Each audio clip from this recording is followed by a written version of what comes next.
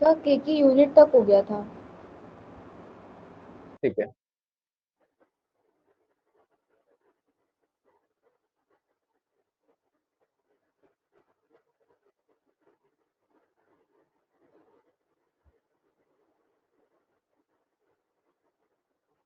So last time हम लोग पढ़ रहे थे rate law. I think rate law में ये आया था के ए इंटू ए होगा। अगर हमारे पास कोई भी हाइपोथेटिकल रिएक्शन है तो वहां पर हम लिख सकते हैं are equal to k power M लिख सकते हैं, जिसको हम आर लिख सकते हैं। जहां पर ये था कि ये क्या होगा अपना ऑर्डर ऑफ रिएक्शन, एंड के इसमें क्या था अपना रेट कांस्टेंट। ठीक है, और आर इसमें क्या था rate of active mass of reactant. जो भी एक्टिव मास ऑफ रिएक्टेंट होगा उसको हम किससे डिनोट कर रहे थे इसमें आर, और इसकी की कई सारी यूनिट निकलवाई थी। नाउ इस यूनिट के बेस पे क्या लेते हैं,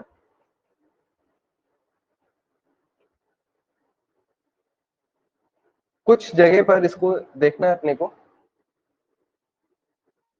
द फर्स्ट केस इज ये था कि हमारे पास एक क्वेश्चन है से, अगर हमारे पास ऑर्डर ऑफ रिएक्शन की बात हो रही है तो हमें ये बताना है in the question of first r is equal to k a power 2 है एंड बी पावर नथिंग।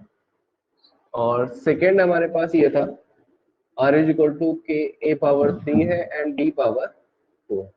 तो दोनों केस में हमारे पास ऑर्डर ऑफ रिएक्शन क्या होगा।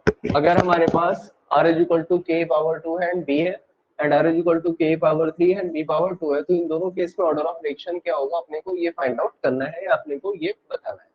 सो अगर are is equal to k power 2 है और बी है, तो ऑर्डर ऑफ रिएक्शन हम लोग कैसे लिखे थे, r is equal to a power m and b power n है तो एम प्लस एन। अगर हम दोनों का सम कर देते हैं तो अपने को क्या मिल जाएगा, order of reaction.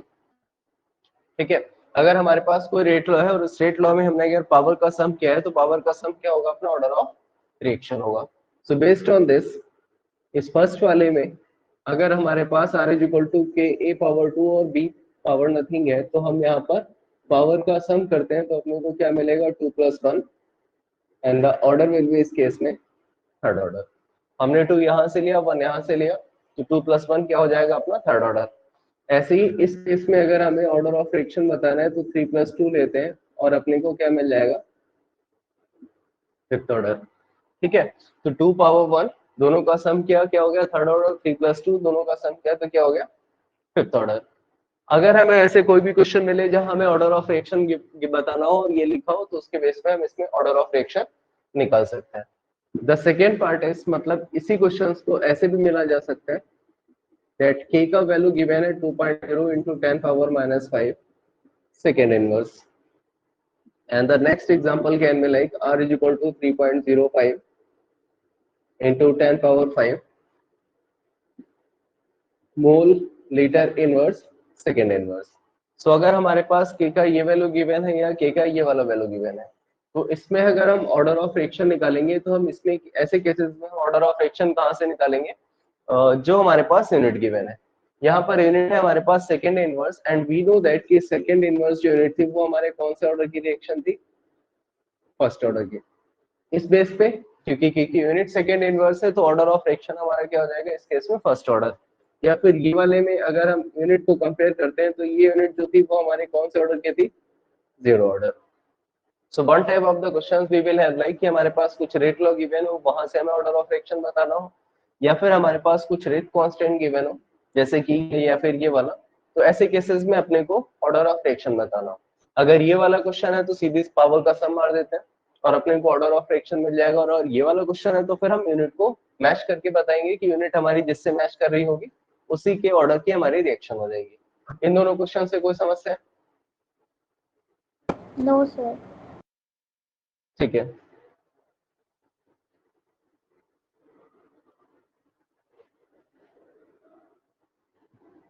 now the third possibility of question will be like this.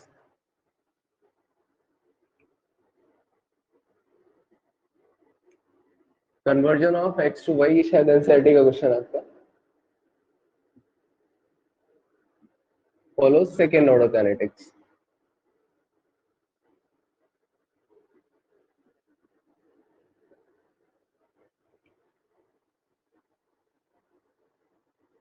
Find order of reaction.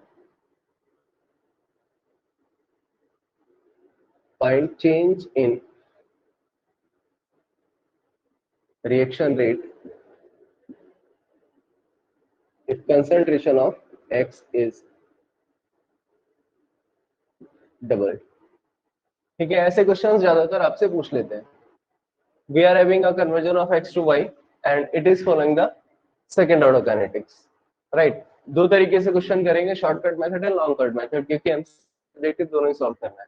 तो conversion of X to Y is following the second order kinetics and in this case change in reaction rate. अपने को बताना है change in reaction rate अगर concentration of X की क्या करते हैं, डबल कर देते हैं. ठीक है, so the conversion of X to Y is second order. Find the change in the reaction rate if concentration of X is doubled. Since conversion of X to Y जो है वो हमारा सेकेंड ऑर्डर है, तो इस वाले part से हम यहाँ लिख सकते हैं कि जो हमारा रेट लॉ होगा वो क्या होगा, के एक्स पावर 2. पावर 2 इसलिए लिया है क्योंकि यहाँ पे जो हमारा ऑर्डर ऑफ रिएक्शन है वो कौन से ऑर्डर का, वो सेकेंड ऑर्डर का. This conversion is second order, that's why we are having r is equal to x power 2. Now shortcut method is this कि अगर यहाँ पर हमने x को डबल किया है तो हम x के प्लेस पे डबल लिखेंगे और पावर 2 रख देंगे. x के प्लेस पे हमने क्या किया, जितने टाइम्स चेंज किया है, 2 टाइम्स चेंज किया है, तो x के प्लेस पे हम क्या लिखते हैं, 2 लिखते हैं और इसकी पावर 2 है, तो यहाँ पे क्या रह जाएगा, हमारा पावर 2 हो जाएगा. और अगर ये पावर 2 हो गया तो रेट ऑफ रिएक्शन हमारा कितने टाइम्स चेंज हो गया, we are having the direct answer 4 times. ठीक है, एक बार फिर से देखिए, r is equal to k x power 2 है. x पावर 2 हम इसलिए लेते हैं क्योंकि हमें कौन से ऑर्डर की रिएक्शन बोली गई, this is second order reaction. अगर ये सेकंड ऑर्डर रिएक्शन है तो पावर हम 2 लगाएंगे, अगर ये थर्ड ऑर्डर होती तो पावर हम थर्ड लगाते, और अगर ये जीरो ऑर्डर होती तो हम पावर में जीरो लगाते. सेम, हमने कंसंट्रेशन को डबल किया है इसलिए हम x के प्लेस पे 2 लिख देंगे. अगर हमने डबल किया है तो x के प्लेस पे 2 लिखेंगे, ट्रिपल किया होता तो x के प्लेस पे 3 लिखते, 4 टाइम्स किया होता तो x के प्लेस पे जितने टाइम्स जो भी चेंजेस लिखना है वो x की जगह पे लिखेंगे. पावर 2 हो जाएगा तो 2 पावर 2, आंसर क्या मिल जाएगा अपने को, 4 times. This is only for MCQ type. अगर क्वेश्चन आपको एमसीक्यू टाइप मिलता है तो आपको इक्वेशन को ऐसे ही सॉल्व करना है और ऐसे ही अपना आंसर आपको सेट कर देना है. नाउ अगर हम सब्जेक्टिव करेंगे तो ये क्वेश्चन हमारा 1 हो गया. And now according to question, change in reaction rate if concentration of X is doubled, so say rate is R1. So R1 is equal to K 2x power 2. This is your equation 2. Now equation 2 must be divided by equation 1. So we are having R1 upon R, K 2x power 2 upon K x power 2. We can have K into 4 into x square, k into 4 into x square. We are having k dot x square cancel, k cancel. We are having r1 is equal to 4r. So rate will be increased 4 times.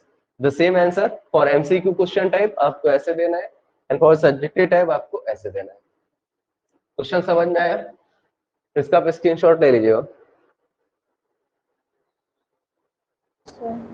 Question समझ में आया? Yes sir. ठीक है. The second possible question, यहाँ से order of reaction से क्या निकलेंगे अपने. The second possible question is this, consider rate law. R is equal to K A power 2 and B power nothing. That is 1.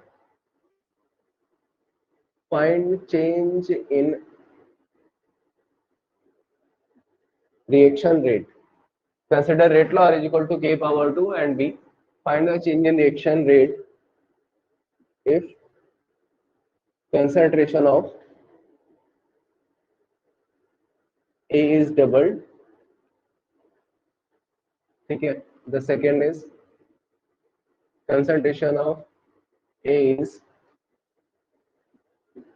doubled and B is reduced 4 times. Okay. And the third is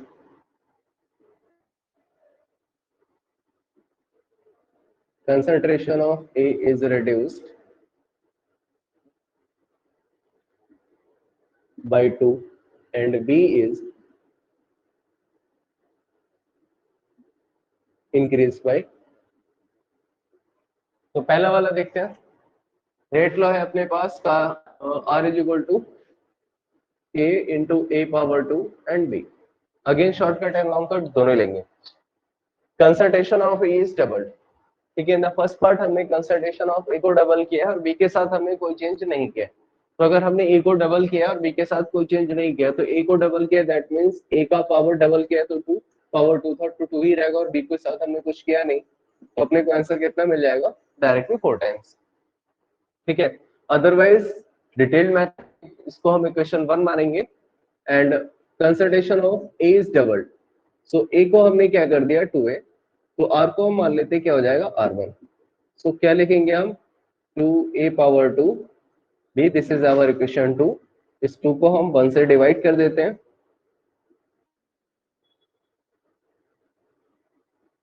इस 2 को हम 1 से divide कर देते हैं कि a power 2 b equation 1 b cross a cross a cross तो r1 upon r अपने को क्या मिलेगा 4 टाइम्स।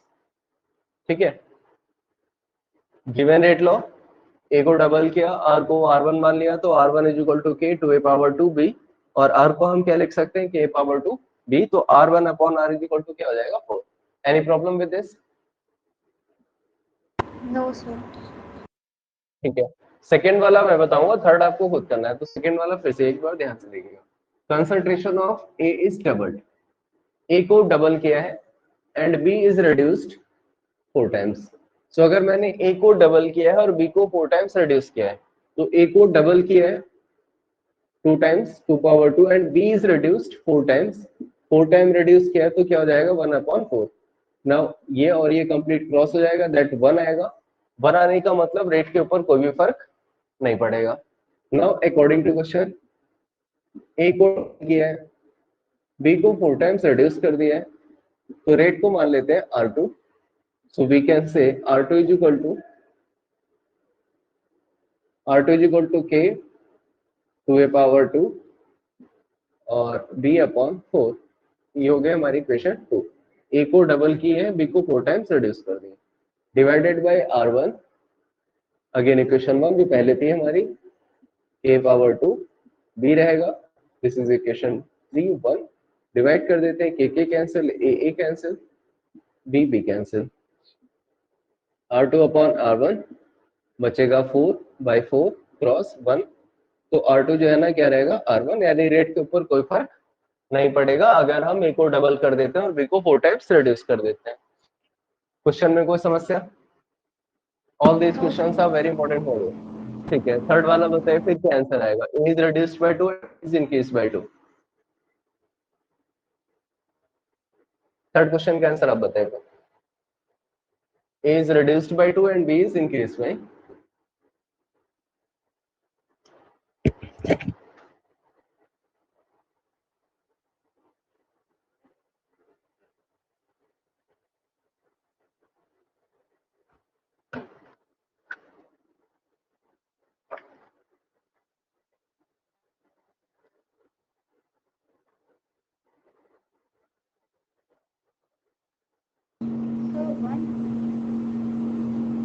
वन तो नहीं आएगा।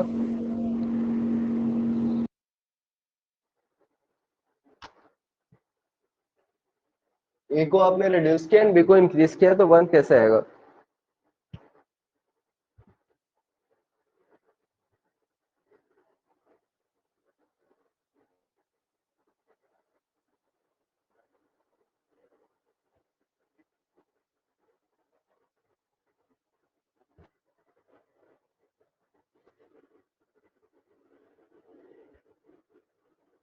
Try again.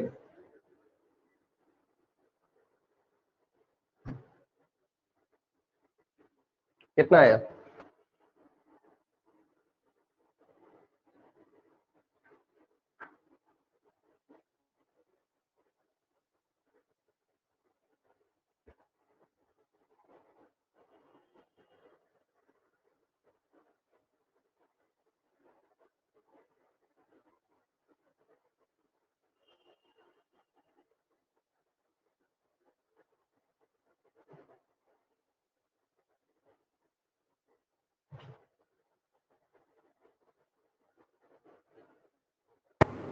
सर कंफर्म नहीं है बट 1/2। हाँ 1/2 आएगा, दैट्स राइट। ठीक है, okay sir. r is equal to k था तो a के प्लेस पे 1/2 power 2 and b 2, so 1/4 into 2 अपने को मिलेगा 1/2। ठीक है, 1/2 ये आएगा।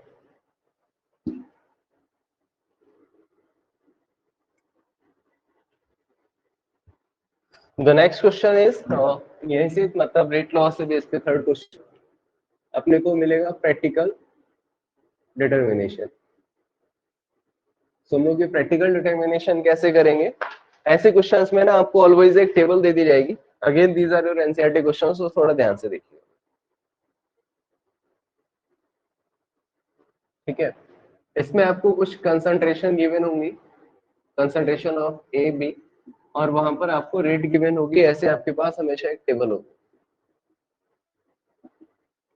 0.10, 0.20, 0.40 and the rate is 1.5 into 10 power minus 3। Again यहाँ कुछ शॉर्टकट एंड कुछ लॉन्ग कट्स दोनों देखेंगे। 3.0 into 10 power minus 3, 6.0 into 10 power minus 3। The reaction is 2a plus b equal to c plus d। NCERT question है ये भी आपका। आपको इसमें रेट लॉ बताना है। We have to find rate law। This is your experiment 1, 2 and 3। Always ऐसे questions आएंगे तो इसमें आपको 3 डेटा या 4 डेटा गिवन होंगे। सो फर्स्ट तो ये देखिए कि रिएक्शन है आपके पास 2a plus b is equal to c plus d। So assumption based हम रेट लॉ लिख सकते हैं इसमें r is equal to k, since हमें पावर पता नहीं है we can say that m power a power m and b power n, right. तो एक तो इसका डिटेल मेथड है, एक शॉर्ट मेथड है। पहले हम शॉर्ट मेथड देखते हैं। तो जब हमारे पास टेबल गिवन होगी तो इस टेबल में क्या होगा, एक ही कुछ अलग अलग कंसंट्रेशन गिवन है। At experiment 1 a was 0.1, experiment 2 a was 0.20 and experiment third में a 0.20 है। b पहले इतना था, फिर इतना हुआ, फिर इतना, और ये हमारे रेट के चेंजेस है। ठीक है, शॉर्टकट मेथड के लिए आपको क्या करना है, सबसे पहले उसको फाइंड आउट करिए जिसकी कंसंट्रेशन कांस्टेंट रही है और रेट चेंज हो गई। से कंसंट्रेशन हमारी एक ही एक्सपेरिमेंट 2 और 3 में सेम है, 0.20 और 0.20। यानी अब जो रेट चेंज होगा उसमें ए का रोल नहीं होगा, बिकॉज ए जो है वो हमारा कैसा है, कांस्टेंट है। अब मैं यहां से बी को उठाता हूँ। इसी एक्सपेरिमेंट में जब हमारा ए कांस्टेंट था तो बी हमारा 0.20 से 0.40 हुआ है, राइट। बी जो था जब ए कांस्टेंट था तो बी था हमारा 0.20 से 0.40 हो गया। दैट मींस इस केस में हम कह सकते हैं कि बी जो है वो हमारा 2 टाइम्स इंक्रीज हुआ, 0.20 से 0.40। दैट मींस इसको हमने 2 से क्या किया है, मल्टीप्लाई कर दिया है। रेट भी हमारा इस पीरियड में क्या हुआ, 2 से मल्टीप्लाई हो गया, राइट। जितने टाइम्स आपने बी की कंसंट्रेशन को इंक्रीज किया है उतने टाइम्स ही आपका रेट इंक्रीज हो गया। सिंस दोनों उतने ही टाइम्स है तो इधर मैंने 2 से मल्टीप्लाई किया, 2 लिख दिया, इधर मैंने 2 से मल्टीप्लाई किया, इधर 2 लिख दिया। अब इन दोनों का पावर मैच कर देता हूँ, इसका पावर भी 1 है और इसका पावर भी 1 है। तो बी के रेस्पेक्ट में जो पावर आएगा वो कितना हो जाएगा, अपना फर्स्ट ऑर्डर हो जाएगा। से अगर इसी केस में मैंने ये किया होता, फॉर एग्जांपल कि बी की कंसंट्रेशन को मैंने 2 टाइम्स इंक्रीज किया था, रेट हमारा इस केस में 8 टाइम्स इंक्रीज हो गया था। अगर यहाँ पर 6 की जगह कितना लिखा होता, 24। तो अगर मैंने बी को 2 किया है और रेट हमारा 8 टाइम्स इंक्रीज हो गया तो ये 2 टाइम्स ही रहता, और इधर हम अगर इसको 2 की पावर में लेके आते तो ये 2 क्यूब हो जाता। इन दिस केस पावर यहाँ 1 है और यहाँ 3 है, तो वो पावर क्या होता है, ऑर्डर हमारा इस केस में हो जाता 3 टाइम्स। ठीक है, अगर मैंने इसको डबल किया और ये 8 टाइम्स हो गया, मतलब दोनों का बेस सेम कर लीजिए आप, जितने टाइम्स चेंज हुआ है, और बेस सेम करने के बाद क्या करिए, उनकी पावर्स को देख के रहिए। एक की पावर तो ऑब्वियसली 1 आएगा, तो दूसरे की पावर जो भी आएगी वही आपका ऑर्डर हो जाएगा। से इन दिस केस अगेन अगर हमने इसको डबल किया होता और ये हमारा इतना ही रहा होता, कोई फर्क नहीं पड़ा। तो अगर मैंने इसको डबल किया और इधर तो उतना ही रहा, तो इस केस में मैं क्या करता, इसको मैं 2 की पावर 0 लिख सकता था। अगर कोई फर्क नहीं पड़ा दैट मीन्स 1 टाइम्स तो ये क्या हो गया 2 पावर 1 और ये क्या हो गया 2 पावर 0, यानी इस केस में बी के रिस्पेक्ट में रिएक्शन हमारी कितनी हो जाती, 0 ऑर्डर हो जाती। This shortcut is clear, yes sir. क्योंकि एमसीक्यू में लेंथी क्वेश्चंस करेंगे तो टाइम डिस्टर्ब होगा। तो बी के रेस्पेक्ट में सिंस हमारे पास 6 आता है, तो बी के रेस्पेक्ट में जो ऑर्डर आया वो अपना कौन से ऑर्डर का आया, फर्स्ट ऑर्डर। नाउ अगली बार मैं ये देखता हूँ कि अगली बार जो है ना भाई बी की कंसंट्रेशन हमारी कांस्टेंट नहीं मिली है, तो इसलिए हम ये वाला रूल तो लगा नहीं सकते, बट हम ये कर सकते हैं कि ए को अगर हमने 10 से 20 किया है, बी को भी हमने 10 से 20 किया है, तो ये भी हमारा जो है ना 1.5 से 2 हो गया। तो इधर भी उतना ही चेंज है, इधर भी उतना ही चेंज है, और इधर भी हमारा उतना ही चेंज है। तो वी कैन से दैट कि ए के रिस्पेक्ट में भी क्या रहेगा, हमारा फर्स्ट ऑर्डर ये रहेगा। ये 0 भी हो सकता है, ठीक है। जब दूसरे की कंसंट्रेशन कांस्टेंट ना हो तो फिर एक तरफ शॉर्टकट लगाना रिस्की होता है, इसलिए इसको सॉल्व करके भी देखना आना चाहिए। रेट लॉ हमारा क्या है, r is equal to k power m b power n. So first time मैं यहाँ से रेट ले लेता हूँ आर की जगह पे अपने इक्वेशन के अकॉर्डिंग, 10 पावर -3 इक्वल टू के, और वैल्यू रख देता हूँ मैं 0.10, एंड बी की वैल्यू भी मैं रख देता हूँ 0.10 अकॉर्डिंग टू रेट लॉ। ये एम था और ये एम था। अगेन मैं ले लेता हूँ रेट सेकेंड। रेट सेकेंड जब मैं लेता हूं तो मैं पहले उसको लूंगा जो कॉमन है, अब कुछ भी ले सकता है। ए को मैं ले लेता हूँ 0.20, बी को मैंने ले लिया 0.20, और इस केस में रेट मैं ले रहा हूँ 3.0, ये वाला एक्सपेरिमेंट 2। नाउ एक्सपेरिमेंट थर्ड में मैं ले रहा हूँ रेट 6.0 इंटू 10 पावर -3 के। ए है हमारा 0.20 एंड बी है हमारा 0.40, this power n and this power m. अब मैं दोनों को डिवाइड कर देता हूँ, ठीक है। This was from experiment 2 and this was from experiment third. तो अब मैं 2 को 3 से डिवाइड कर देता हूँ, पूरा क्रॉस होके इधर मिलेगा अपने को 1/2, के क्रॉस हो जाएगा, ये कंप्लीट वैल्यू क्रॉस हो जाएगा, इधर मिलेगा अपने को 1/2 पावर एन। रिवर्स कर देता हूँ अगर मैं इसको, तो 2 equal to 2 power n. So n is equal to क्या मिल जाएगा अपने को, 1, क्योंकि यहाँ पे क्या रहेगा, 1 रहेगा। This much is clear, yes sir. ठीक है। अब इसी में से कोई एक इक्वेशन में लेके कोई भी एक इक्वेशन ले लेता हूँ, 3.0 into power -3 equal to k 0.20 power m 0.20 power m, the equation second. इस वाली इक्वेशन को लेके मैं क्या करता हूँ, इसको डिवाइड कर देता हूँ इक्वेशन 1 से। तो क्या मिलेगा 1.5 इंटू 10 पावर -3, ए के प्लेस पे क्या आ जाएगा 0.10, बी के प्लेस पे क्या रहेगा 0.10 पावर एन। तो ये मिलेगा अपने को 2, 1.5 टू 30, के क्रॉस हो जाएगा, इधर मिलेगा अपने को 2 by power m, and b वाले में क्या मिलेगा 2/1 पावर एन, ठीक है। सिंस एन इक्वल टू हम लोग फर्स्ट फाइंड कर चुके हैं, so we can say 2 equal to 2 power 1 power m, और यहाँ पे क्या बचेगा 2 पावर 1 सॉरी। तो ये 2 पावर 1 जो आपका है, ये वाला 2 और ये वाला 2 कैंसिल हो जाएगा, मिलेगा कि आपको 2 पावर एम। तो 2 पावर 0 इज इक्वल टू क्या हो जाएगा 2 power m, and in this case we will have m equal to 0. Now n equal to 1 आया है और m equal to 0 आया है by solution। तो रेट लॉ क्या हो जाएगा अपना, r is equal to k a power 0 and b power 1। ऐसे वाले क्वेश्चंस को ऐसे करना है। शॉर्टकट आप तभी लगाएंगे जब दो में से किसी एक की कांस्टेंट कंसंट्रेशन कांस्टेंट हो, अगर दोनों वेरी कर रहे हैं फिर हमारा शॉर्टकट वर्क नहीं करता है। डिटेल कट से क्या करेंगे, हर एक एक्सपेरिमेंट आपकी एक इक्वेशन है, कैलकुलेशन को इजी करने के लिए क्या करिए, फर्स्ट टाइम वो ले लीजिए जिनमें से एक कॉमन हो, तो पहला वाला इक्वेशन इजीली सॉल्व हो जाएगा, ठीक है, क्योंकि अगर दोनों ही वेरिएबल हो गए तो फिर दिक्कत करेगा, ठीक है। तो पहली बार क्या करते हैं, दोनों को डिवाइड कर देते हैं, डिवाइड करने के बाद एक का वैल्यू मिल जाएगा, जब एक का वैल्यू मिल जाए तो फिर दूसरी इक्वेशन आप कोई भी ले सकते हैं, क्योंकि ये इजीली सॉल्वेबल होता है। पावर को सेम करना पड़ेगा, बट जीरो वाले में थोड़ा सा केयरफुल रहना है, एंड समटाइम्स अगर पावर सेम नहीं आता यानी कंप्लीट वैल्यू नहीं आती तो फिर अपने को लॉग लेना पड़ेगा। अच्छा, कभी कभी यहाँ पे 3 से ज्यादा डेटा दे देते हैं, मतलब 5 6 7 8 कितने भी डेटा दियो, हमें कोई फर्क नहीं पड़ता, वी रिक्वायर्ड ओनली 3 डिजिट जिसमें से एटलीस्ट एक का हमारा कॉमन हो, ठीक है। अगर एक भी हमारा कॉमन रहेगा तो ये एक्सपेरिमेंट हमारा ऐसे ही वर्क करता रहेगा। This questions are very important, ठीक है, क्योंकि एक तो एनसीईआरटी के क्वेश्चन है, दूसरा यहाँ डायरेक्टली क्वेश्चंस आपसे पूछ ले जाते हैं। Any problem with this question? No sir. Sorry, ठीक है। तो रेट लॉ के जो पॉसिबल क्वेश्चंस है वो यही रहेंगे, इसके अलावा कोई एडिशनल क्वेश्चन रेट लॉ से नहीं पूछा जाएगा theoretically as well as numerically. Theoretically आपसे रेट लॉ की डेफिनेशन, रेट एक्सप्रेशन ये पूछते हैं, की डेफिनेशन ये पूछते हैं, एंड न्यूमेरिकली आपसे ऑर्डर क्या है, ये ऑर्डर का डिटर्मिनेशन पूछते हैं। नेक्स्ट कहानी है अपनी, next topic molecularity of reaction. Molecularity of the reaction क्या कहता है कि कोई भी रिएक्शन तब होती है जब उसके प्रॉपर मॉलिक्यूल आपस में कोलाइड करते हैं। अगर मॉलिक्यूल आपस में कोलाइड करेंगे तो मॉलिक्यूल के कोलिजन से क्या होगा, रिएक्शन जब वो प्रोडक्ट में कन्वर्ट हो जाएगी।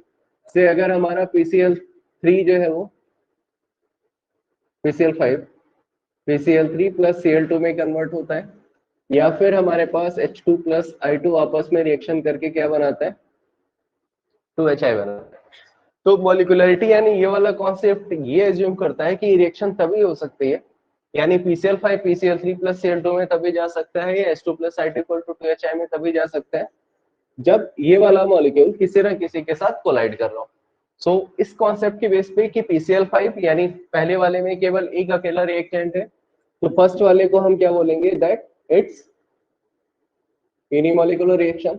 सेकेंड वाले में दो मॉलिक्यूल आपस में कोलाइड करेंगे, so we will say that it your bimolecular reactions, ठीक है। सो इस बेस पे हम क्या बोलेंगे कि वो सारे मॉलिक्यूल यानी those number of molecules which are colliding together, जो आपस में कोलाइड करते हैं या जिनके बीच में कोलिजन हो रहा है, ठीक है, those molecules which are colliding together and forming the product, उनको हम क्या बोलेंगे, मॉलिक्यूलरिटी ऑफ द रिएक्शन।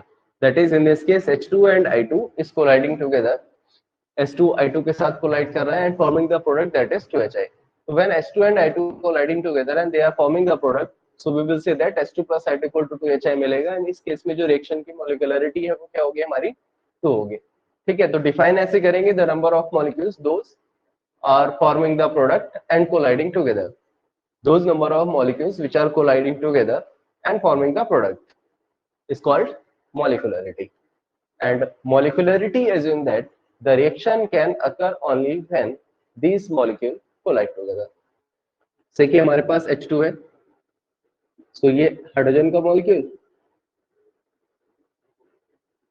और ये हमारा आयोडीन का मॉलिक्यूल। तो H2 का मॉलिक्यूल और आयोडीन के मॉलिक्यूल में रिएक्शन तब हो सकती है जब HHI आपस में कोलाइड करे ना। एक हाइड्रोजन का मॉलिक्यूल दूसरे आयोडीन के मॉलिक्यूल के साथ कोलाइड कर रहा है, दूसरा हाइड्रोजन का दूसरे आयोडीन के साथ कर रहा है, तो इस केस में ये वाला मॉलिक्यूल HI का अलग हो जाएगा और ये वाला मॉलिक्यूल भी HI का अलग हो जाएगा। तो अपने को क्या मिल जाएगा, 2 मॉलिक्यूल ऑफ HI, यानी H2 और I2 आपस में रिएक्शन करेंगे। तो जब H2 और I2 आपस में रिएक्शन करेंगे तो उनके बीच में कोलिजन होगा, कोलिजन होने के बाद आपस में क्या करेंगे, प्रोडक्ट बना लेंगे। अगर कोलिजन में हर एक मॉलिक्यूल दूसरे मॉलिक्यूल के साथ कोलाइड करेगा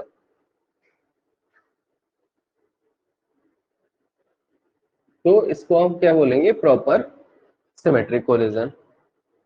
और अगर ये कोलिजन कुछ ऐसे हो रहा है HHII, तो यहाँ पर ये वाला हाइड्रोजन इस वाले आयोडीन के साथ कोलाइड तो कर रहा है, यानी इस हाइड्रोजन और इस आयोडीन के बीच में कोलिजन तो हुआ है, लेकिन ये साइड वाला हाइड्रोजन और साइड वाला आयोडीन आपस में कोई कोलिजन नहीं कर रहा है, ठीक है। ऐसे कोलिजन को हम क्या बोलेंगे, असिमेट्रिक और या फिर इम्प्रॉपर कोलिजन। जब असिमेट्रिक या इम्प्रॉपर कोलिजन होगा तो जब H और HI आपस में रिएक्शन करेंगे तो जो आपस में कोलाइड कर गए ये तो प्रोडक्ट बना देंगे, यानी H और I के बीच में कोलिजन हुआ है, क्योंकि H और I तो आपस में कोलाइड करके क्या करेगा, प्रोडक्ट बना देगा। लेकिन ये साइड वाला H और साइड वाला आयोडीन, इनके बीच में आपस में कोई कोलिजन नहीं हुआ है, ना तो ये वाला हाइड्रोजन कोलाइड किया है ना ये वाला आयोडीन, तो ये वाला H और ये वाला आयोडीन इस रिएक्शन में प्रोडक्ट नहीं बनाएगा। सॉरी। तो ये रिएक्शन मतलब मॉलिक्यूलरिटी का कॉन्सेप्ट है वो ये एज्यूम करता है कि किन्हीं भी दो मॉलिक्यूल के बीच में रिएक्शन तभी हो सकती है जब वो आपस में कोलाइड करें। The amount of product will depend on 2 quantity, that is कि सिमेट्रिक कोलिजन हुआ है या असिमेट्रिक कोलिजन हुआ है। अगर सिमेट्रिक कोलिजन हुआ होगा तो हर एक मॉलिक्यूल दूसरे मॉलिक्यूल के साथ प्रॉपर्ली कोलाइड करेगा और वो प्रोडक्ट बना देगा। लेकिन अगर असिमेट्रिक कोलिजन होगा तो हर एक मॉलिक्यूल दूसरे मॉलिक्यूल के साथ कोलाइड नहीं करेगा, तो कुछ प्रोडक्ट बनेगा और कुछ वेस्ट अमाउंट निकलेगा। प्रॉपर प्रोडक्ट या हायर अमाउंट ऑफ कोलिजन आपको क्या करते हैं, प्रॉपर सिमेट्रिक कोलिजन हमें प्रॉपर अमाउंट ऑफ प्रोडक्ट देते हैं, लेकिन प्रॉपर असिमेट्रिक कोलिजन जो है वो हमें प्रॉपर अमाउंट ऑफ प्रोडक्ट नहीं देते हैं। तो basically the theory assume that कि कोई भी मॉलिक्यूल अगर आपस में रिएक्शन करता है तो वो प्रोडक्ट तभी बना सकता है जब वो आपस में कोलाइड करे। अगर उसका आपस में कोलिजन नहीं हुआ है तो वो प्रोडक्ट नहीं बनाएगा। ना अगर हम इस कॉन्सेप्ट को वैलिड मानते हैं दैट रिएक्शन में अगर एक मॉलिक्यूल प्रोडक्ट बना रहा है तो वो यूनिमॉलिक्यूलर हो गया, दो मॉलिक्यूल प्रोडक्ट बना रहे हैं तो वो दो मॉलिक्यूलर हो गया। और अगर रिएक्शन तभी हो सकती है जब मॉलिक्यूल आपस में कोलाइड करे, तभी प्रोडक्ट पॉसिबल है। तो इस बेस पे क्या होता है, अगर इस कॉन्सेप्ट को अप्लाई किया जाता है तो अगर हमारे पास तीन मॉलिक्यूल है, से molecule A, molecule B and molecule C, we are having the three molecule, that molecule A, B और C। तो ये three molecule A, B and C at the same time एक दूसरे से कोलाइड कर जाएंगे। ठीक है, since we are having three molecule, molecule A, B and C, तो ये तीनों मॉलिक्यूल क्या करेंगे, एक टाइम एक साथ कोलाइड कर जाएंगे। और क्या करेंगे, इस केस में मॉलिक्यूलरिटी क्या हो जाएगी हमारी three. But if we are having four molecule D, तो फोर मॉलिक्यूल जब हम यहाँ पर D लेके आएंगे तो A, B, C and D, now collision तो होगा इसमें, बट ए बी सी का कोलिजन हो रहा है, लेकिन डी का कोलिजन जब यहां से हो रहा है तो वो बी के साथ कोलाइड नहीं कर रहा है। यानी फोर मॉलिक्यूल का collision with all molecule is not possible. Fourth molecule आएगा, कोलाइड भी करेगा, लेकिन वो सारे मॉलिक्यूल के साथ कोलाइड करे ऐसा प्रैक्टिकली फिजिबल नहीं है। इसलिए जो हमारी फोर या फोर से ज्यादा मॉलिक्यूलरिटी की रिएक्शंस होती हैं वो रेयर होती हैं। ठीक है, मॉलिक्यूलरिटी हमारी वन हो जाती है, मॉलिक्यूलरिटी हमारी टू हो जाती है, थ्री भी हो जाती है, लेकिन थ्री से हायर यानी four molecularity, five molecularity, six molecularity की reactions are very rare, because four molecule एक साथ एक टाइम पे सिमेट्रिकली कोलाइड करें, it is practically not feasible, that's why the high molecularity reactions are very rare। Exam में आपसे question पूछा गया था molecularity greater than 3 are not possible, so molecularity greater than 3 are not possible because for the molecularity the molecule must be collide to each other and the four molecule must collide together at the same time is also practically not possible as is the case of this। So high molecularity reactions are very rare because high collision at the same time is not possible, that's why high molecularity reactions does not occur। So molecularity क्या है, number of molecules taking part in a chemical reaction, उसको हम क्या बोलेंगे, molecularity, the number of molecules that are taking part in a reaction। दूसरी चीज क्या रहेगी, वो मॉलिक्यूल्स जो प्रॉपरली सिमेट्रिक होंगे, प्रॉपरली ओरिएंटेड होंगे, वो प्रोडक्ट बनाएंगे, एंड वो मॉलिक्यूल जो प्रॉपरली सिमेट्रिक या प्रॉपरली ओरिएंटेड नहीं होंगे वो प्रोडक्ट नहीं बनाएंगे। तो प्रोडक्ट डिपेंड करेगा कि सिमेट्रिक कोलिजन है या असिमेट्रिक कोलिजन है। More than three molecule at the same time collide together to form the product is not possible, that's why high molecularity reactions are not possible. So क्या zero molecularity की reactions हो सकती है, कैसी कोई reaction होगी जिसमें मॉलिक्यूलरिटी हमारी जीरो है, is it possible? Again it is also not possible, क्योंकि मॉलिक्यूलरिटी हमारी जीरो हो यानी रिएक्टेंट हो ही नहीं और प्रोडक्ट बन जाए, that's also practically not possible कि मॉलिक्यूलरिटी हमारी जीरो हो। High molecularity reactions are also not possible, molecularity zero हो ये भी नहीं पॉसिबल है। तो कभी कभी अगर मॉलिक्यूलरिटी हमारी फोर से ज्यादा आती है, वी आर सीइंग दैट कि मॉलिक्यूलरिटी हमारी फोर नहीं हो सकती, या अगर होगी भी तो this is a very rare case. तो अगर मॉलिक्यूलरिटी हमें फोर से ज्यादा आती है तो हमें एक नए कंसेप्ट की जरूरत पड़ती है which is called reaction mechanism. ठीक है, यानी किसी रिएक्शन में जहां पर दिखने से आपको लग रहा है कि मॉलिक्यूलरिटी हमारी फोर से ज्यादा आएगी, तो ऐसी जगह पे हम उसकी रिएक्शन की मॉलिक्यूलरिटी को डायरेक्ट ना देंगे, हम वहां पे किसकी स्टडी करेंगे, हम पहले स्टडी करेंगे वहां पे रिएक्शन मैकेनिज्म की, यानी रिएक्शन हुई कैसे है, कौन कौन से फैक्टर्स रिएक्शन को अफेक्ट करते हैं। This topic is also important for your second book. Second book में सिंस आपने स्कूल में पढ़ लिया होगा ना SN2 क्या होता है, तो वो SN1 SN2 everything is based on reaction mechanism concept. ये रिएक्शन मैकेनिज्म वाला कॉन्सेप्ट हम लोग कल करेंगे।